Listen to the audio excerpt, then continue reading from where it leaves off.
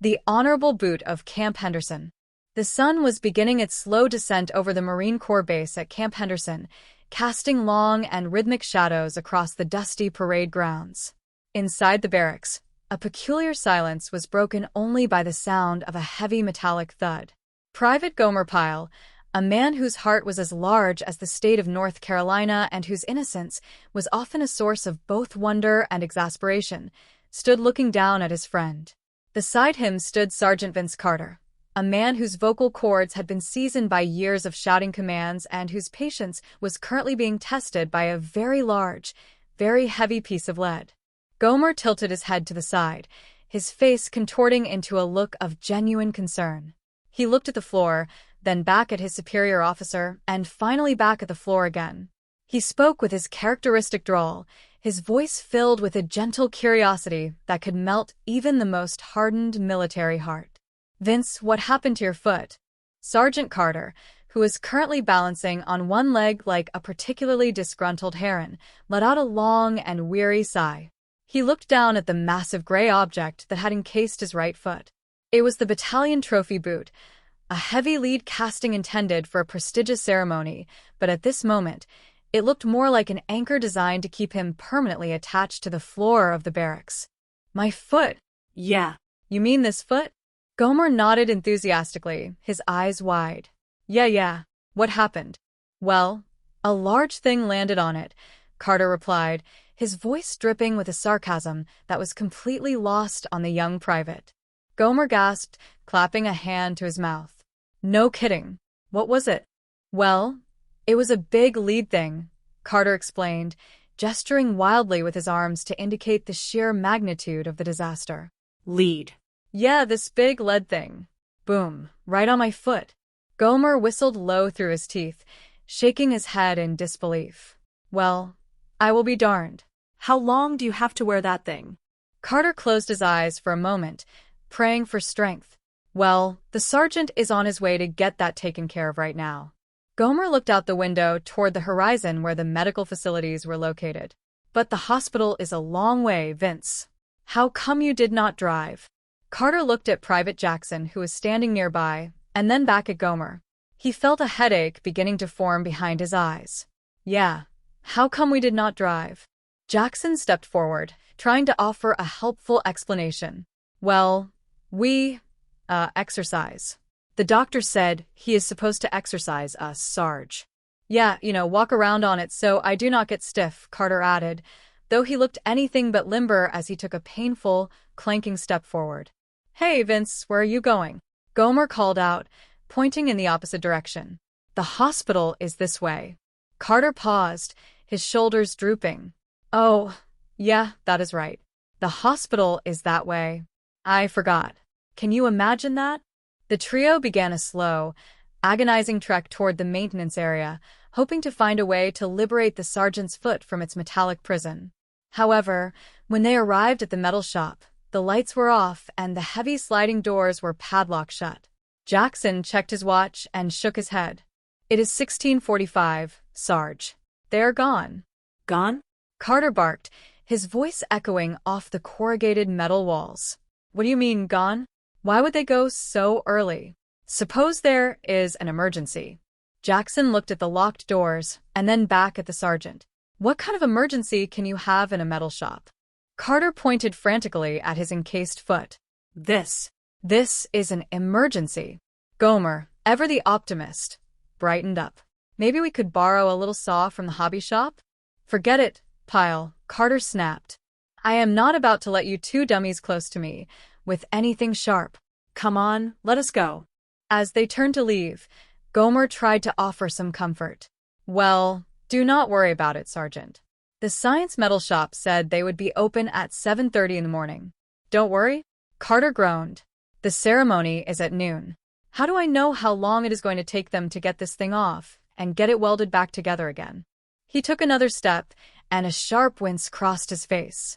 Oh, It is that sore." Gomer leaned down to inspect the area where the skin met the lead. "All that pulling and tugging, it is really swollen in there, Sarge." "That is right," Carter muttered. "It will feel a lot better in the morning, Sergeant, after the swelling goes down," Gomer said encouragingly. Don't be an idiot, Pyle, Carter growled. I am not going to bed with this thing on. We have to get it off tonight. But as long as your foot is swollen in there, it won't come off, Gomer pointed out with a simple, undeniable logic. Carter rubbed his chin, his mind racing for a solution. Then we will just have to get the swelling down. Hey, that is it. What do you do when you sprain your ankle?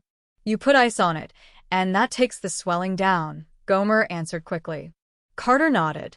We cannot put any ice on your foot. It is inside your foot. It takes it down when we cool me off.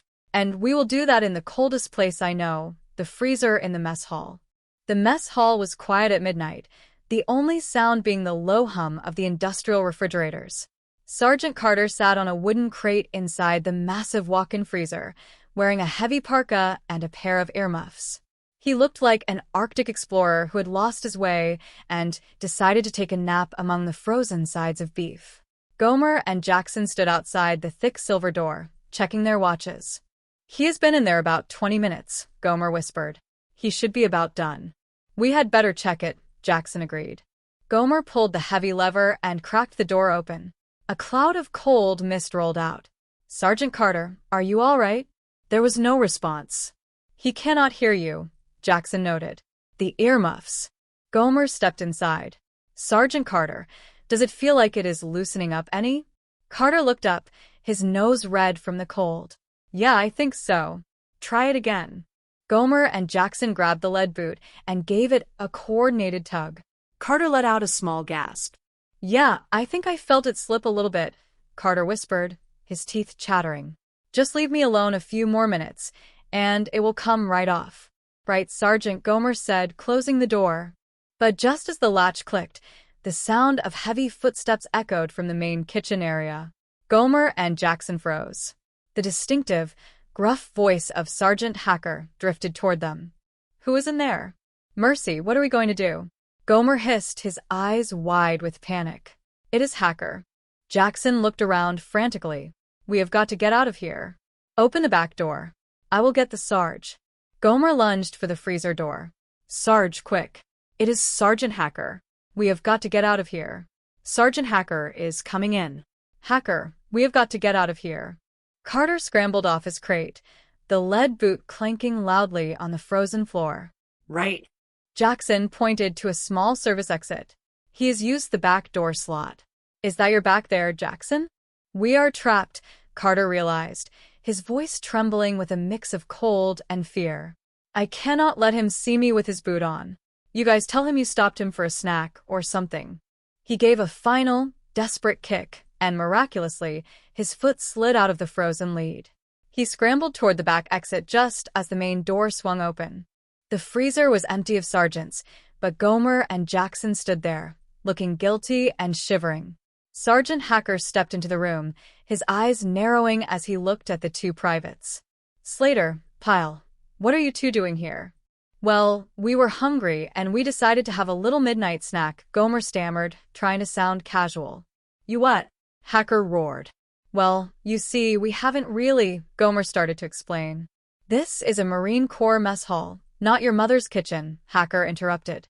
You want a snack, you will have it with 200 other guys at breakfast. Now get out of here before I have you both thrown in the brig. Right, Sarge, Gomer said, ushering Jackson toward the door. Come on, go. Good night, Charlie. Once they were safely outside in the cool night air, they met up with a very cold Sergeant Carter, who was rubbing his arms to stay warm. It is where, Sarge? Gomer asked. In the freezer, Carter replied. Well, you did not expect me to carry it out right in front of him, did you? Carter snapped. Go get it, Pyle. Gomer hesitated. But Sergeant Hacker just told us to get out of there, or he would have us thrown in the brig. Just get the boot, Pyle. Carter ordered. Gomer sighed and walked back into the mess hall. He found Sergeant Hacker standing by the open freezer, staring at the large lead boot sitting on the floor. Hey, Sergeant Hacker, Gomer said softly.